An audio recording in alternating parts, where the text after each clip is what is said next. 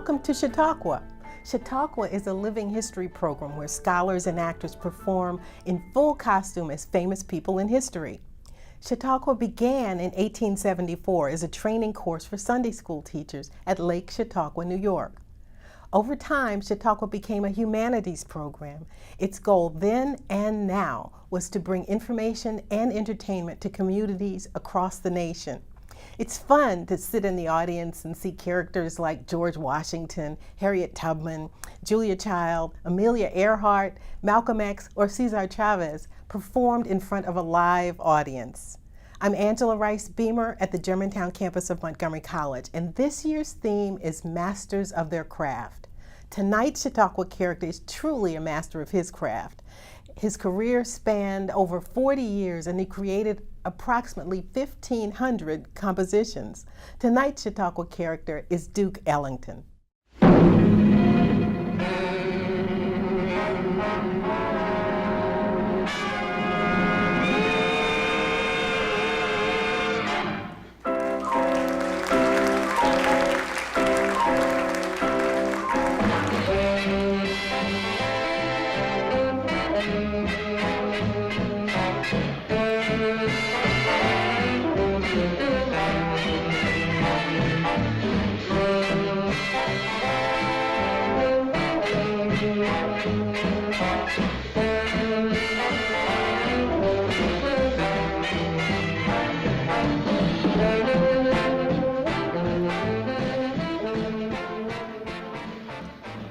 Thank you, ladies and gentlemen, for such a wonderfully warm reception. All the kids in the band want you to know that we do love you madly.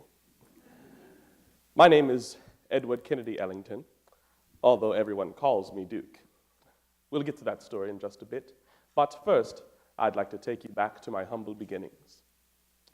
I was born on April 29th, 1899, in Washington, D.C., to my two lovely parents, James Edward and Daisy Kennedy Ellington, thus the name Edward Kennedy. I was pampered as a child, spoiled rotten, really, by all of the women in my family. You see, I had many cousins and aunts. In fact, my mother was called Aunt Daisy by just about everyone in the family, except for, of course, myself. Now, as a grade schooler, I did fairly well with my classes, despite my enthusiasm for baseball. You see, all the he-men and male role models at the time were playing, so I wanted to join in on the fun. And it wasn't until an unfortunate accident with my head and someone else's bat that my mother decided I should take piano lessons. And so off we went to a teacher by the name of Mrs. Clinkscales. And yes, that was her name, Clinkscales. Can you imagine? I feel very sorry for her because at least half of the scheduled lessons that we had, I left Miss Clinkscales by the piano waiting for me, and I ran out into the street to play stickball with my friends. You see, my enthusiasm for baseball was far greater than my enthusiasm for piano at the time. I'll never forget my first recital. Now, of all of Mrs. Clinkscales' students, I was the only one who had not learned his part well enough to play. So, Clinkscales took the treble, or the right hand, and I was stuck with what I like to call the umpy-dump bottom. Went a little something like this.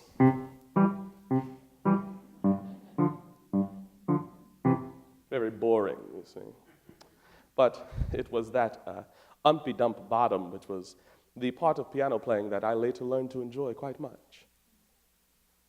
Now, jumping forward to high school, I was just like any of your typical high schoolers, typical teenagers. I would cut class and head down to the local pool hall to listen to some of the finest pianists Washington had to offer. And it wasn't until I heard a young man by the name of Harvey Brooks play that I got a real yearning for composing and playing piano myself. So after that night, I went home and I fiddled around on the piano, mostly old Clinkscales methods, and I composed my first song. I entitled it Soda Fountain Rag, very Scott Joplin-esque, if you will. Now, I had a chum, and his name was Edgar McOntry. Not McIntree. You see, he preferred his accent on the on, McOntry. He was quite the aristocratic fellow, and he dressed quite well and had hordes of friends. I suppose in order to maintain his friendship, he felt that I needed a title.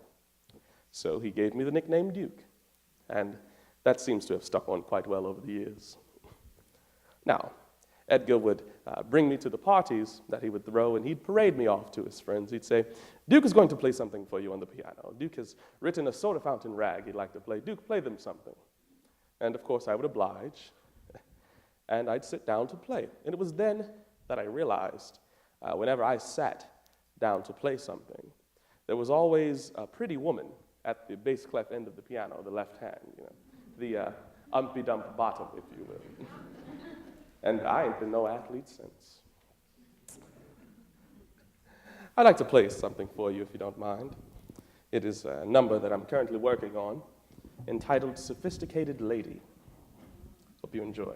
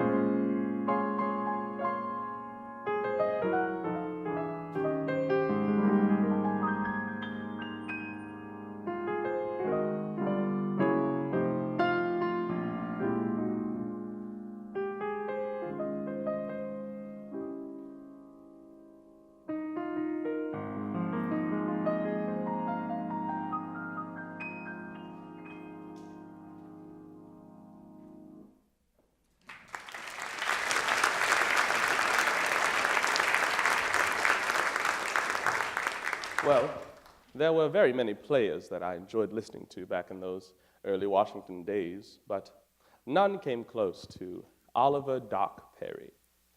Now, we called him Doc because he was a very schooled musician and he had been to the conservatory. Now, I had heard Doc play countless times, but the first time he heard me, I guess he heard some talent and some potential, and he invited me to his home for refreshments. And one by one, he showed me things on the piano, some of which I still use as guidance out of a cramp. For all he taught me, he never asked a fee. He just somehow liked me, I guess, and felt that I would make a good accomplice. Sitting under Doc Perry was my first formal music education, and for that, I'm extremely grateful. And now it had been a few years since I began playing out and about in Washington, and I had gathered up the reputation not just for myself as a pianist and when I would play with my band, but as sort of a booking agent, and I would send out bands to play independently of myself, depending upon the day and the gig and what it would call for. Now, one of the most unique things about being in the band business was that you never knew what was waiting for you at the other end of the telephone when it rang. For example, I got a call from a fellow from Orange, Virginia, and he says, "Duke, we're having a barn dance, but I want to make sure that you will be there in person." And so I obliged, and the gig was booked. Now, the day before it was all set to occur, I got the same call from the same fellow. He says, "Oh, my goodness, And when I asked what was the matter, he said, "Well, we put a hardwood floor in the barn for dancing, but we didn't leave a hole or a window big enough to put a piano in. What will we do, Duke?" And I said, "Don't worry, I also play guitar." So that night, I sat and I played guitar in a barn at a party with a drummer by the name of Bill Miller. Now, one of the best facets about Bill Miller's playing was that he played so loud that night that it didn't matter what I was playing on the guitar, whether it was right or not. Now usually I have a quite vibrant playing personality, but that night I could have been a statue. Now, after some years playing around town in Washington, my Washingtonians and I had gathered up quite the reputation. See, that was the name of our band in those days. It was Duke Ellington and his Washingtonians. And so, we set our sights on New York, Harlem specifically. Yes, Harlem to our minds did indeed have the world's most glamorous atmosphere. We had to go there. If for nothing else, simply for the music. I've written a poem about music that I would like to share with you. It is something that I began composing on our first train ride into the city.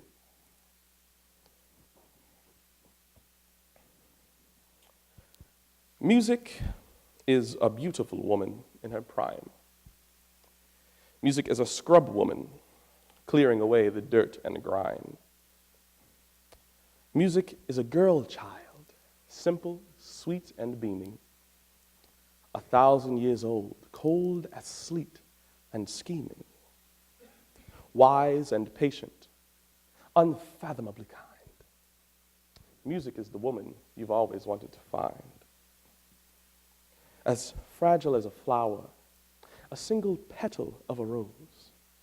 And what you think, she already knows she knows. A system of ribbons, a multiplicity of ramifications, sparkling from her brain down through her core, a million facets of gossamer sensations. And you could be a most inadequate bore. Music is a gorgeous vixen, a volcano of desire that makes your blood to boil as you get higher and higher. Music is like the woman who is like mathematics. She is always true. And no matter how well you know her, there's still more to learn. And endless adventure. Every day she's brand new. Music is that woman who you hope will say, "There's very few who do a new do like you do." But alas, you're the victim of her coup, because she can always satisfy you. Music is the woman you follow day after day. Music is the woman who always has her way. The topless chick you like to see shake it. And no matter how hard you try, you never quite make it. And when you don't hear her, how you desperately miss her. And when you embrace her, you wish you could kiss her. This is music. Thank you. Thank you. Now, New York had proven to be a much more ferocious beast than we had anticipated, and I had to call on the cavalry for help. So I called my son Mercer, and I had him help us with the business and administrative side of things. Mercer Ellington was and is dedicated to maintaining the luster of his father's image, and for this I am very thankful. He's proud of the Ellington name, and also proud of the fact that this organization is the most unique of its kind. In addition to our stellar record in terms of performances, conquests, and recordings, this band, its most unique facet is that it stays organized for 52 weeks of the year, with no holidays and no weekends off. Mercer likes to say, "The old man loves what he does, and he has absolutely no interest in doing anything that is not related to music. To him, those 52 weeks are his holidays, and I'd agree. I love to say we would be organized for 53 weeks, but there aren't 53 weeks. Every now and again we get lucky with a leap year, but not very often. Now, in my first few months staying in New York, I learned that anyone could take music to the publishing houses on Broadway. And so I joined in the parade, and I teamed up with a songwriter by the name of Joe Trent. And we would march into the publishing houses determined to come out with a contract. Now, after a few unsuccessful attempts, or maybe more than a few, we finally got to demonstrate a song for a man named Fred Fisher. Now, Mr. Fisher was not only a publicist, but a songwriter himself. So we played our song, and he said, "I like it. I'll take it. Give me a lead sheet, and I'll give you a contract." Now, Joe turned to me, and his mouth calmly said, "Well, Duke, what do you say?" But his eyes said, "Help! We don't have a lead sheet." Now, I had never written any lead sheet before, nor had I ever physically written down any of my compositions. But I knew it was 4:30 p.m., and the checkbook would close at 5. So I went into another room, and despite 10 pianos clanging away in my ear, I sat down and I wrote my first lead sheet. Now, Mr. Fisher accepted it, which must have meant it was satisfactory. I had no way of knowing back then. And all at once, I had broken the ice with the publishing houses on Broadway and gotten myself hooked on writing music. Now, there was another man who was very influential to my growth as a musician and as an artist in those early New York days, and his name was Irving Mills. Now, Mr. Mills was also a publisher and a songwriter, and he would come to hear us perform at the Kentucky Club where we were playing. He would come almost nightly. And one night, he came up to the bandstand and he offered to record our music for us. Now, Mr. Mills was a man of great stature at that time, so we happily accepted, and this was the beginning of a very long and prosperous association.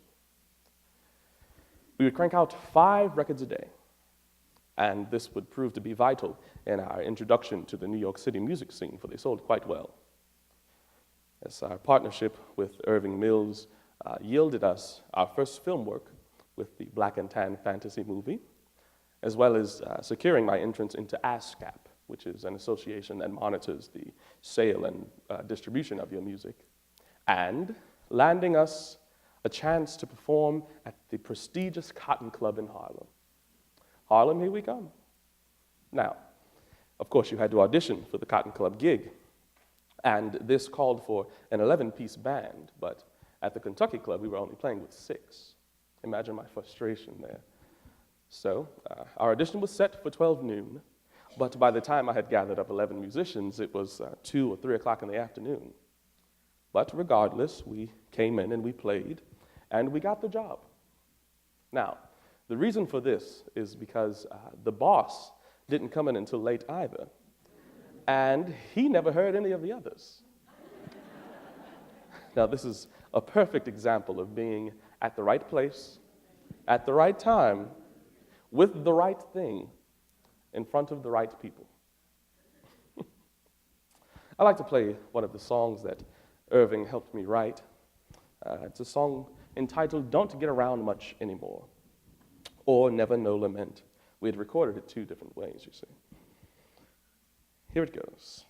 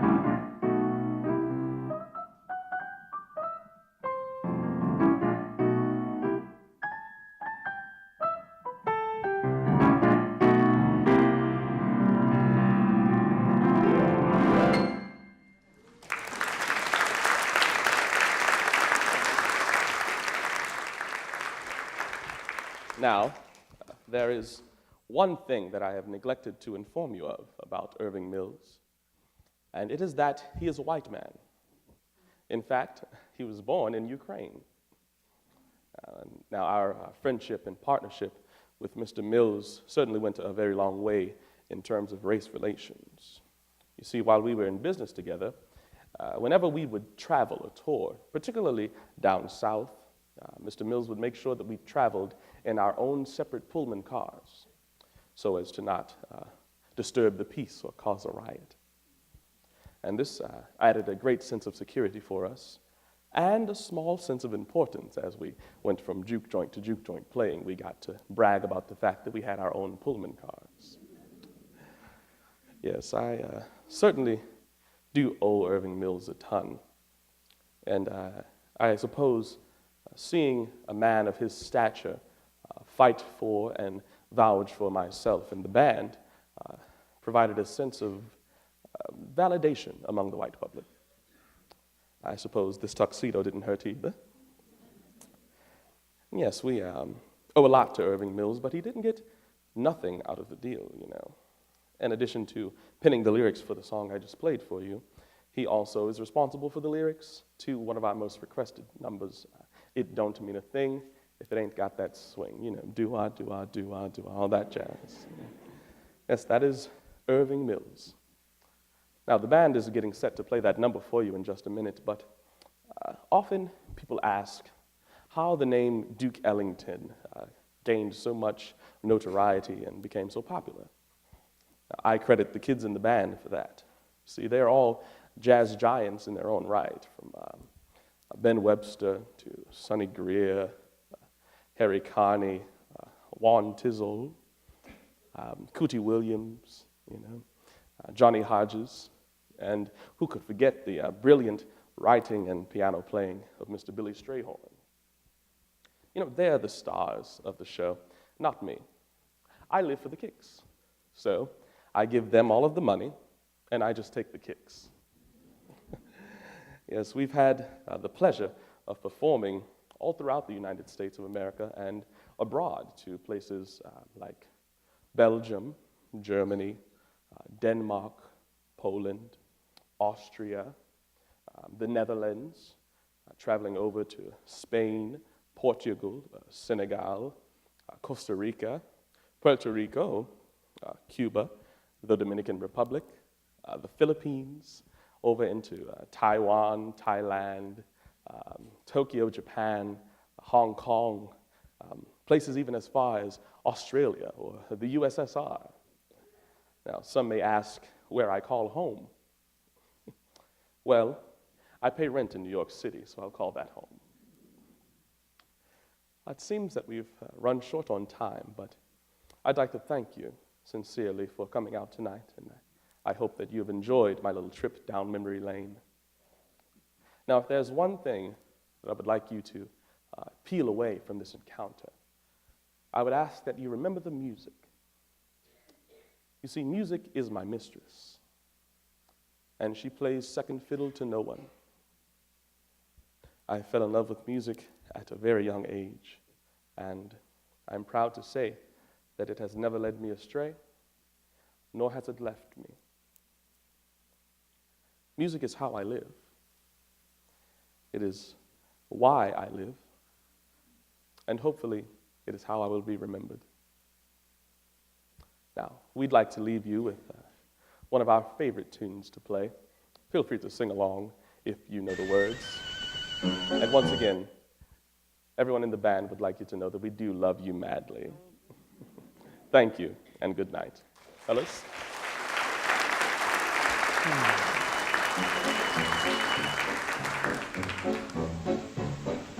Don't mean a thing if you ain't got that swing.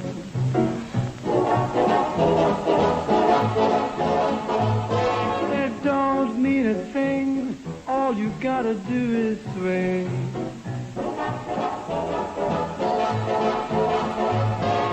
Makes no difference if it's sweet or hot. Just give that rhythm every little thing you've got. It don't mean a thing if you ain't got that swing.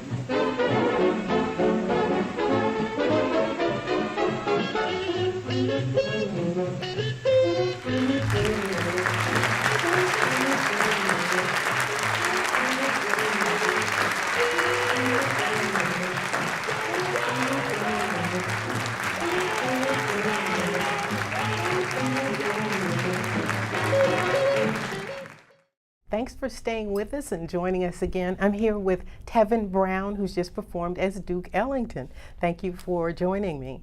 And thank you for coming to Chautauqua and Montgomery College. No problem. It's Enjoyed it. a pleasure to be here. I tell you, how would you describe the essence of Ellington's music? I'd say it's sophisticated. You know, even like in his early days, with he was writing like swing music, dance music. It still had there was just a lot of sophistication to it. You know, he never wrote anything that was simple, and he never wrote things like the same way. For example, like if in a live performance, he would have new arrangements for pieces, and so he'd always have some sort of like trick up his sleeve, if you would. The arrangements were so interesting, and I read that he composed about 1,500 pieces. That's so It's prolific insane. to not be the same, to be very different. So imagine what was going on in his head Right, as he did. And he would also, he was famous for working under like extreme circumstances. So he would be in a room and there was like pianos clanging away, people talking and drinks and just clanging glass. So I guess he kind of found it calming. He would always be in like these hectic situations and writing with like a deadline in an hour or something, and just like write greatness. Kind of like people who do their homework and they have the radio on and the TV Exactly, on. yeah. It's very, very, very interesting. What do you hope your portrayal of him will convey to the audience? You talked at the end of your performance about, you had a saying about music, but what do you hope that it will convey? I hope that it will give people a sense of history. I think one of the things that we're missing in today's society is an actual sense of history. I think we've gotten too short and too, right now, too quick. And I hope that me doing this, especially as a young person, because I'm only 24, so I hope that me doing this kind of provides a sense of history to people so that they can understand where music came from. Because Duke Ellington played a very big role in changing the sound of jazz, changing the sound of music. So hopefully that'll give people a historical perspective and make them want to do research on their own. I read that he introduced new tonal patterns and harmonies. Could you talk a tiny bit about that? Yeah, so generally, most jazz was blues based, and so some of his stuff was blues based as well. But he would one of the things about the people in the band is that they were all specialists. So in his early music, you'll hear like a trumpet player playing with like a plunger or mute, and it kind of sounded like somebody talking, like a wow, wow, wow, wow. So he had a lot of like sounds that the people in the band sort of created themselves. And so what Duke was great at was bringing those different unique sounds together and making his own sort of thing. Yeah. So how many years have you performed Ellington? Or how many times? This is my first year. I'm performing as him. I love his music. I've always like practiced it, but never out in public. I sang a song of his last year in a show, but never like portraying Duke Ellington. This is my first time. The arrangements that you did this evening were really nice, and after having been to lots of Chautauquas, we don't always hear someone who's actually playing the instrument on the set or while they're performing. You mentioned he played the guitar at one of the jobs he had. How many other instruments did he play? I don't think there were very many. Piano was his instrument. He probably picked up a little bit of guitar, not too much, but he always says his main instrument was the orchestra itself. So he would write for the orchestra's instruments. I don't think he was much of a player of them, but just understanding how they worked and the sound and all that. And you could hear it in the sound that the orchestra was so rich. The going with the harmonies and the tonal patterns and all that. Yeah. It created such a rich sound. So it's really good that you did decide to play as your performance. It would be, what would it be without being able to Exactly, play? yeah, that's what I thought. What have you learned from Ellington? I've learned that greatness doesn't have to be just one thing. You know, Duke Ellington did a lot. He wrote like 1,500 songs. He scored films. He had written for different artists. He'd written, you know, songs for different people, different combinations of bands, and so I think one of the things that it really accentuated with for me was just to not put yourself in a box, you know, to branch out and to try to do other things and do as much as you can. So. Can you talk a little bit about his collaboration with Billy Strayhorn? So there was a guy who talked before my performance. It was talking about the story of how Duke met Billy Strayhorn, and that is true. He came backstage one day and said, "I like the way you played that, but here's how I would have played it." And Billy Strayhorn was like Duke's right-hand man. So obviously back in those days it was hard to type music. It kind of was basically impossible. So Duke would write all he could, but what he would do, he would have Billy Strayhorn take some of the writing from him. He would say, you know, "I'm going to send you these 2 songs. Can you transcribe them?" And Billy would do that. He also wrote a lot of songs, like, what was the one? "Take the A Train" is actually Billy Strayhorn's song, not necessarily Duke Ellington. So he would do a lot of helping as far as songwriting is concerned, as far as transcribing is concerned. So he was kind of the motor behind the whole Duke Ellington train. Yeah, and that's so important, because with as many as 1,500 songs floating around your head, Right. and all of the other things, the tours and things that he was doing, you'd need someone to be that sort of, in a sense, an anchor to sort of help put it all together. Yeah, absolutely. Did Strayhorn play an instrument as well? Did He he play did. piano? He played piano, yeah.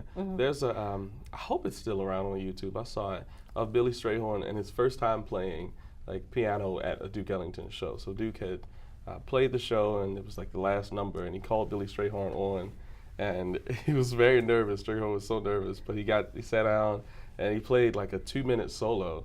And it was amazing, and he got a loud applause from the audience, and it was just really funny to see him just kind of like scoot over really nervously, and he played. It was awesome. Then he scooted off really nervously, you know. So. I'll look that up. Yeah. Because those original pieces, being able to see the band, the band and the orchestra, depending upon what he was doing, it just really helps to ground us in what we're seeing and the times in which those things were produced.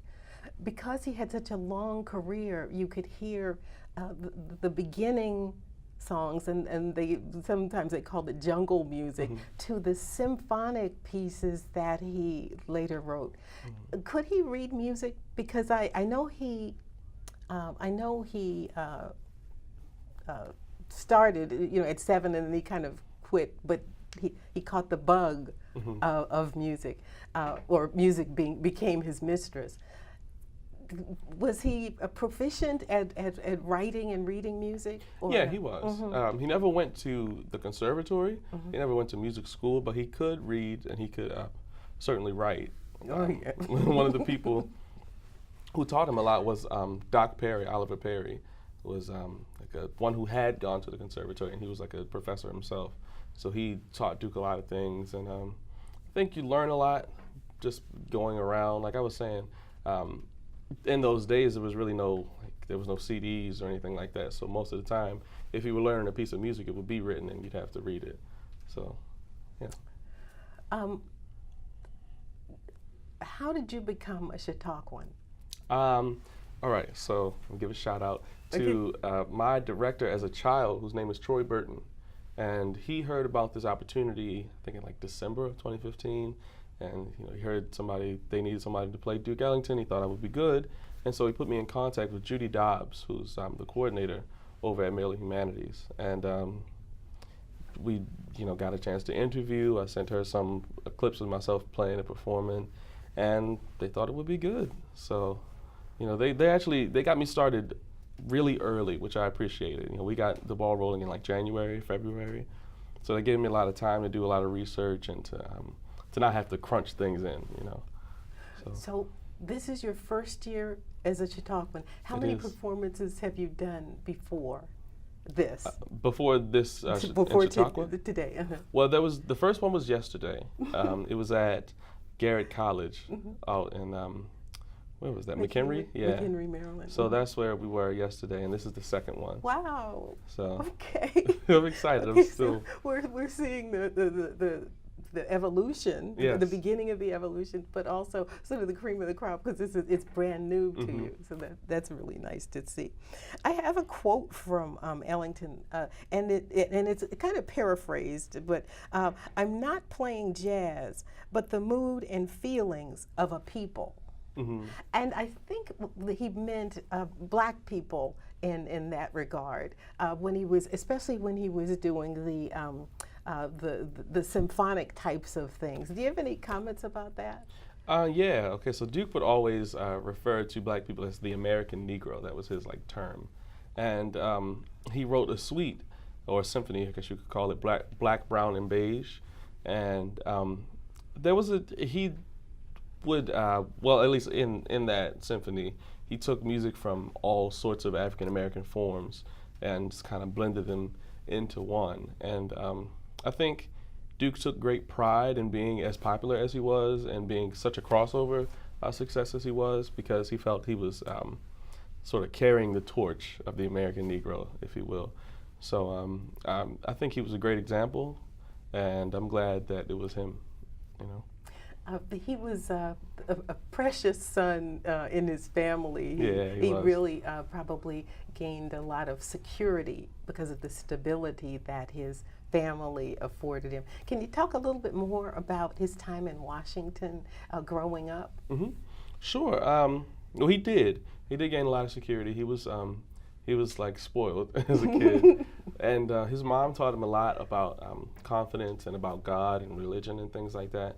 I think that's where he got a lot of his self-confidence from. You know, she would always boost him up. And let's see, in early Washington days, actually, so in high school, Duke Ellington had a scholarship for visual art, and he could have gone to college for painting, but I guess he just kind of didn't want to. He liked music more, but he was quite a good painter. Nobody really knows that, but he could have done it. He just kind of turned down the scholarship, and instead of going to college, started playing around town. So I remember reading that some of the venues that he played, he would design the posters for them. You know, so you know he really could put what he wanted. His the picture of what his band was, rather than a third party doing it. Yeah. And that was the artist side of him coming into play. He did, create a lot of his posters. And that was back in when he was doing the booking agent thing and sending out other bands too. He would have his own little posters, and every now and again he'd have a poster for somebody else too.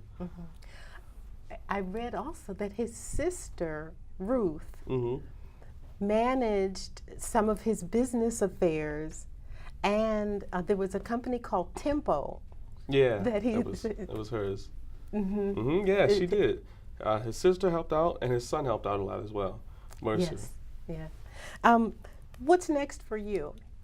For me, I'm very excited about this. I'm in rehearsals for the Baltimore production of Dreamgirls. That's happening July 22nd. Excuse me, and it's running every weekend from the 22nd of July to September 11th. So we're in rehearsals for that right now. I'm actually missing one as we speak. But that's happening. It's at the Motor House in Baltimore. I think it's 120 West North Avenue. That's what's next for me. That's my next big production. Have you performed with them before? No, this is my first time. A lot of friends of mine have, and I've heard great things. The name of the group is Art Centric, and they're Baltimore-based, and so this is their first time doing Dreamgirls. This year is the 35th anniversary of the Broadway musical, so we're kind of doing a tribute to them. What part do you play? I play And Cece. we're almost out of time. Okay, yeah. I play Cece. I'm Effie White's brother, so Effie is the sort of leading lady, and I'm the brother. An interesting fact about Dreamgirls, the musical itself, is that all of the characters are based on real Motown people. So my character is based on Smokey Robinson. And so I'm like the songwriter of the group. Who is still around and performing. Yeah, and he Just still sounds good. Yes, yeah, and looks good too. Mhm. Looks good too. Okay, well, thank you so much for being here. We Thank really you. enjoyed it, and we wish you success in your endeavors. Thank you so much. Also, thank you for joining us. You've been watching Chautauqua, masters of their craft. I'm Angela Rice Beamer from the Germantown campus of Montgomery College. Good night.